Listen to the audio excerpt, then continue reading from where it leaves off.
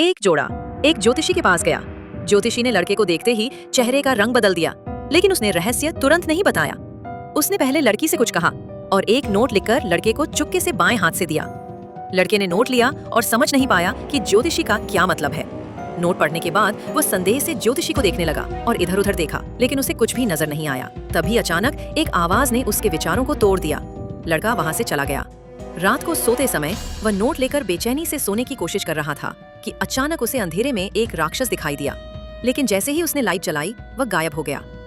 अगले दिन काम पर जब वह किसी के द्वारा भेजे गए फैक्स को लेने गया तो अचानक एक जोरदार आवाज हुई और 3 कुर्सियां अपने आप एक अजीब आकार में बिछ गईं। लड़का पूरी तरह से हैरान रह गया, यहाँ तक कि टॉयलेट जाते समय भी उसे भूतों के हाथ दिखाई देते, लेकिन जैसे ही वह बाहर भागता वे गायब हो जाते। उसे लगता कि वह राक्षस उसके पीछे ही है। वह ज्योतिषी के पास वापस गया। ज्योतिषी ने उसे एक ताबीज दिया और राक्षस को फंसाने की योजना बताई।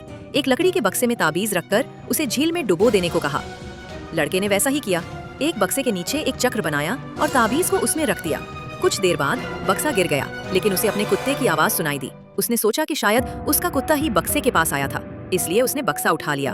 तभी अचानक राक्षस बक्से से निकलकर भाग गया और ताबीज भी ले गया। वह किसी भी आवाज की नकल कर सकता था। अगली रात उसने अपनी गर्लफ्रेंड द्वारा दिया गया एक खिलौना बक्से में रखा और कैमरा ऑन करके सोफे पर बैठ गया। थोड़ी देर में वह सो गया। एक तेज आवाज से वह जाग गया, लेकिन कैमरे में कुछ भी नहीं दिखा।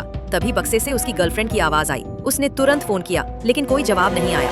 अब उसे यकीन हो गया कि बक्से में राक्षस है। वह झील पर गया और बक्से को पानी में धकेल दिया। वह सोचने लगा कि अब शांति से सो पाएगा, लेकिन जैसे ही उसने घर में लाइट जलाई उसकी गर्लफ्रेंड की बेजान लाश उसके सामने थी।